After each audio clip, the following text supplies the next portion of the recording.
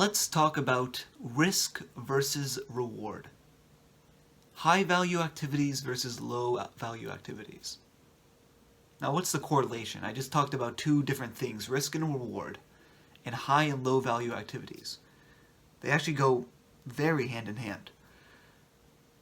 The riskiest, the absolute riskiest things that you could do are usually the most high value things that you could do. They're usually the things that would profit you the most. Now what do I mean by this? Okay, let's just take an example. Let's say you were an agency. You just started your agency and you want to get paying clients. So what you do, person one decides, alright, what I'm going to do is I'm going to call 100 people on the phone every single day. I want to call 100 people on the phone every single day. And hopefully people accept. Let's say he gets one booked meeting from 8 hours of work, right? At the end of the 8 hours, he has not spent any money. He has only spent his time. So you would think, yeah, so that's low risk.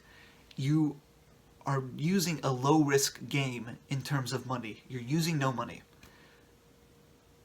Now person two decides, you know what, I don't want to call 100 people a day for 8 hours.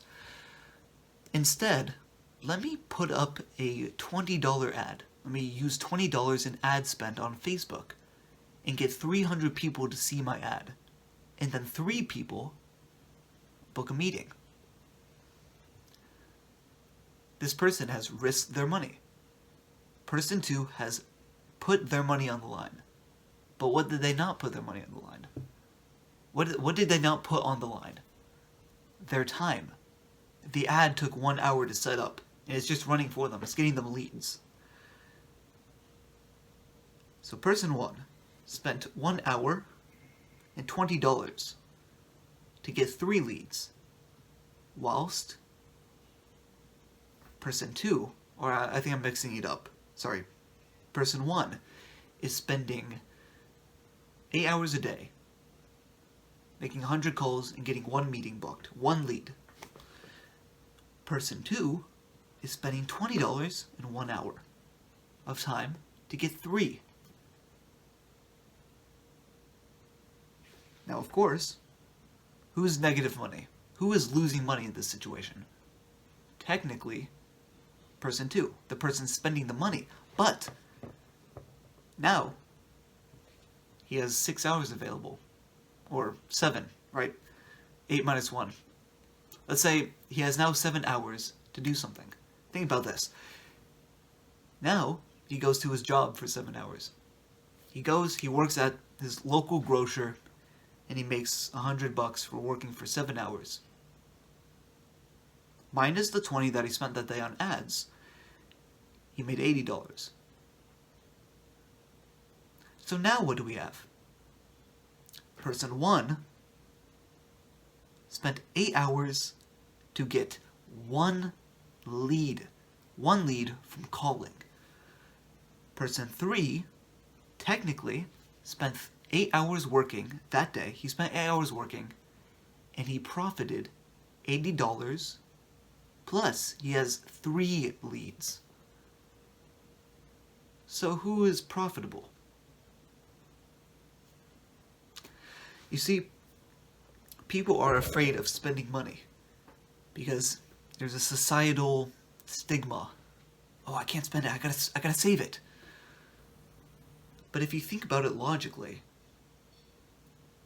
you have to understand that your hour is worth something. If you are a 16-year-old kid living just like in America, I bet if you went out and you got a job, you went out and you applied to every single place in a 2-mile radius, and you got a job, I bet you could get one for $10 an hour. I bet that is very, very likely. So if your hour is worth $10, you should value it at that time. There is no reason, if your time is worth $10 an hour, that you would go and do sales calls for 8 hours to get 1 lead when you can pay Facebook $20 and get 3 leads and only spend 1 hour of time? You get your time back, and your time is worth money. People always say that.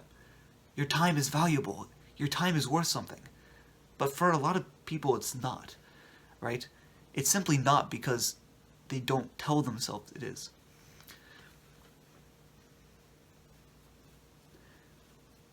It's the same reason that I won't do a task that I can outsource to somebody for less than I am worth. Now that sounds like a bunch of empowerment stuff. I'm not worth that. I'm not worth that work. No. What I mean is a purely numbers thing.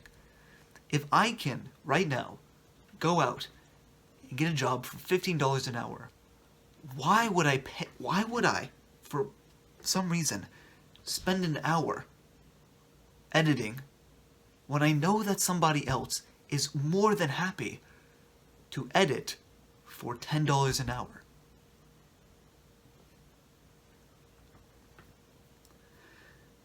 Use your time wisely. High risk and low risk rewards. Actually, I completely bring a whole new topic into this about how you can outsource things and how, if you want something to get done, you should find someone that's willing to do it for less than you're making an hour. And that sounds like, oh, why? Getting other people to do your work? Underpaying them? No.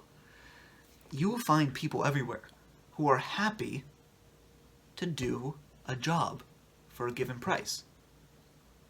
Some people love editing videos. They love it. They absolutely love editing videos.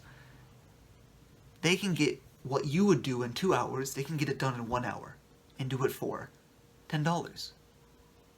So not only are you saving time, you're saving time in the world, you're giving someone money they want to pay.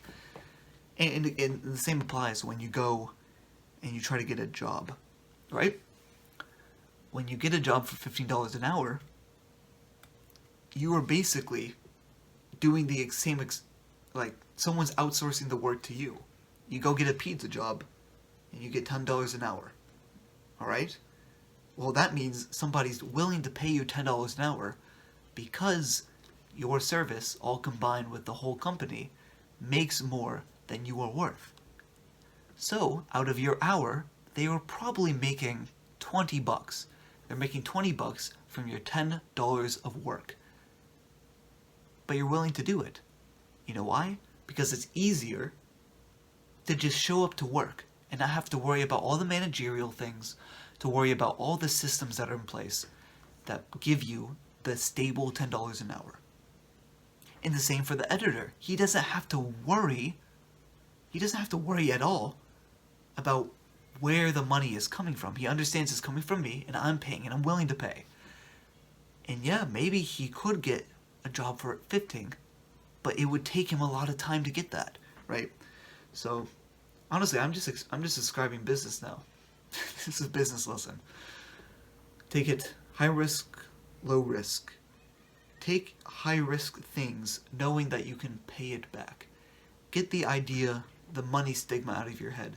Understand that you can work for a certain amount of time, and then you can pay somebody less to do a task that you don't like, and that they do like, and you get things done faster. Think about it logically, not emotionally. Emotionally. I'll see you.